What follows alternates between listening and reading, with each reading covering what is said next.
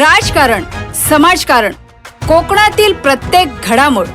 सिंधुदुर्ग 24 तास आता नव्या रूपात.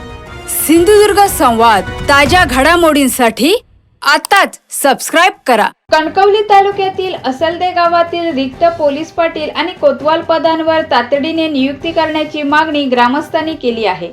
पोलीस पाटील पदाचा पदभार नांदगावच्या पोलीस पाटलांकडे देण्याची मागणी ही निवेदनातून करण्यात आली. तसेच तलाठी आठवड्यातील सर्व दिवस उपलब्ध राहावेत आणि नागरिकांची गैरसोय दूर करावी अशी मागणी ग्रामस्थांनी केली. यावर प्रांताधिकारी जगदीश कातकर यांनी पोलीस पाटील पदाचा पदभार नांदगावकडे देण्यासह रखडलेली महसुली कामे मार्गी लावण्याचे आश्वासन दिले.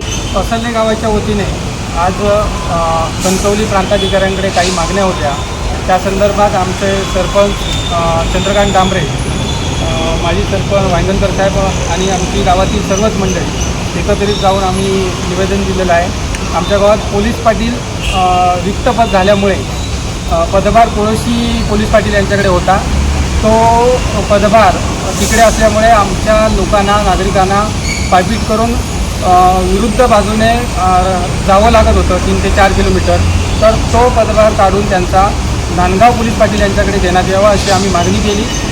प्रांत साहेबांनी त्या मागणीसंदर्भात सकारात्मक भूमिका घेऊन लवकरच पदभार नांदगाव पोलीस पाटील यांच्याकडे देण्यात येईल असं सांगितलेलं आहे. तसंच आम्ही गावातील सर्व ग्रामस्थांच्या वतीने कायमस्वरूपी पोलीस पाटील पदाची भरती करण्यात यावी.